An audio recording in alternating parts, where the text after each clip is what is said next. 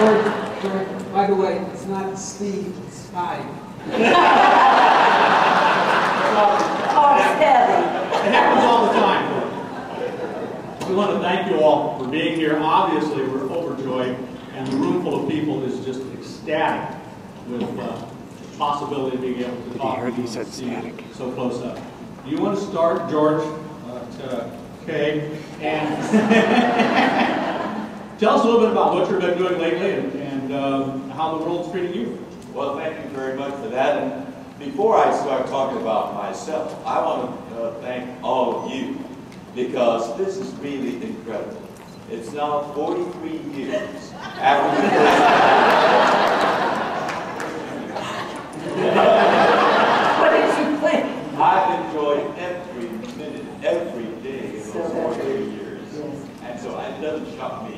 I've savored every. I savor one day at a time.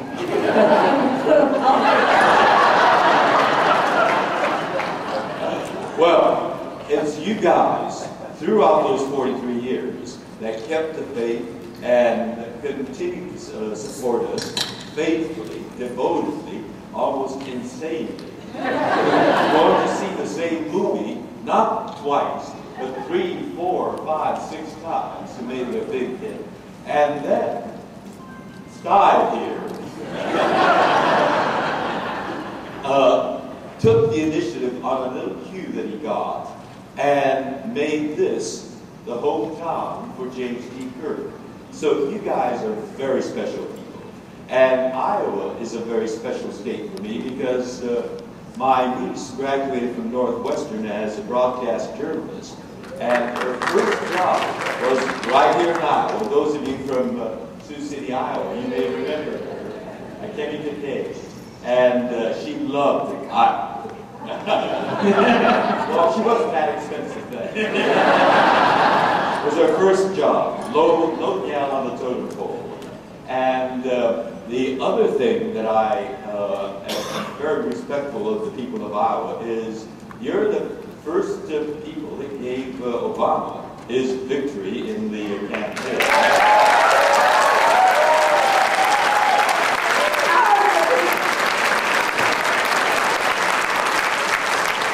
And I applaud you for your leadership and being so progressive in being the first in the Midwest to legalize marriage equality.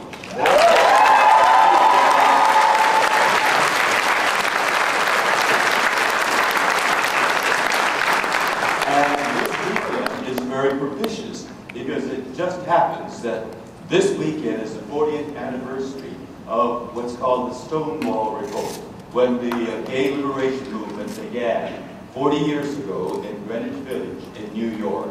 And here you are, still at the leadership, and we Californians have stumbled with Proposition 8.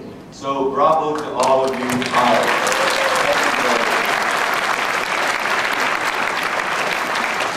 Now, Steve asked a little bit about what we did. I'll call you Steve. No, that's George, you can call me anything you like. Steve. What did your mother call you? Late for supper. Well, late for supper was. You got an Indian name?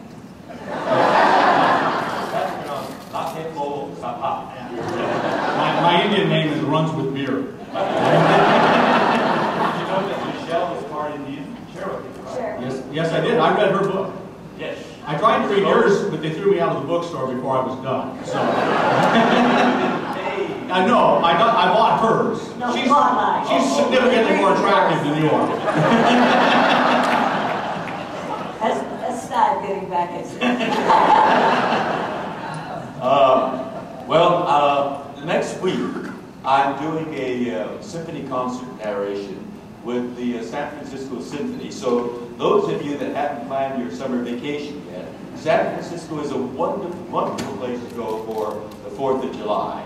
I've developed another career as a narrator with symphony orchestras all over the country and Canada. And the weekend after that, I'll be in Cleveland, Ohio, working with the oh, you're from Cleveland. You're the only one, apparently. do come to the concert with the Cleveland Symphony. And then those of you who are serious subscribers and listen to Our Spirit, I'll be back next month. So that's been keeping me busy. And then this winter, if you feel like a Dickensian Christmas, come to London. Because November, December, and January, I'll be doing a musical version of Aladdin, playing the Emperor of China. So wouldn't that be wonderful to have a Dickensian Christmas and see Aladdin with me playing the Chinese Emperor? So that's what I've been up to.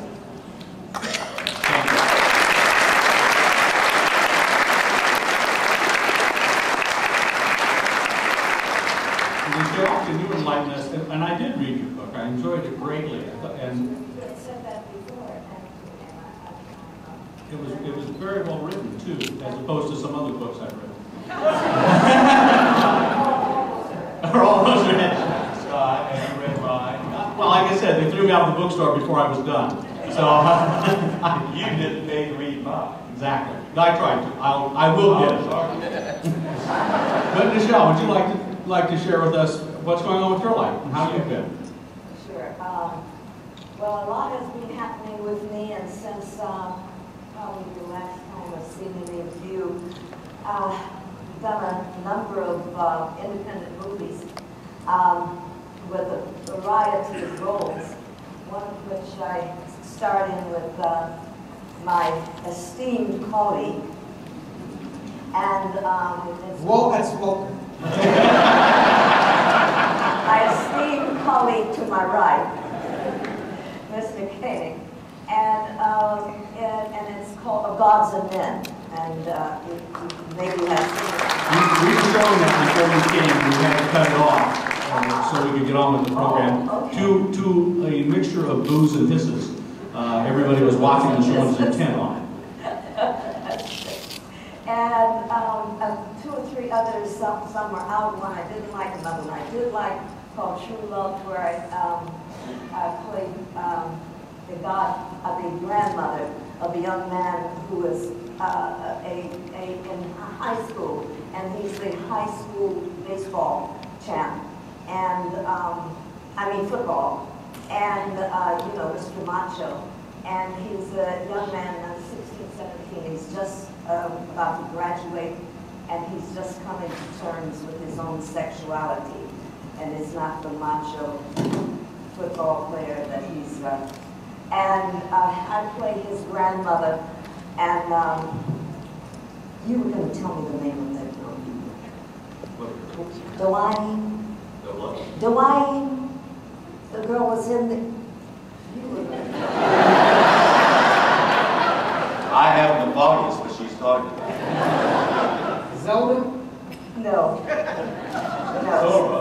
No. Sabina? Stop it. Cynthia. What are you talking about? Climb an S. Maybe we can help you. Anyway, somehow I got the best lines. It's not supposed to be a comedy, but apparently my parents turned it into a comedy because they just gave me the best lines ever. And I'm like this really. What's the movie called? True Love. T-R-U as in Gertrude. And Oh, that's it. Gertrude. Hortensia. But the lady that I was trying to think of was in some years ago as a young woman in college, in high school and college, and she was in love. She had a crush on this boy who was in love with her, but she was the la-di-da lady. She's light and has long curly hair, and his name was Dwayne. Jasmine Guy. Jasmine Guy. Thank you. Thank you.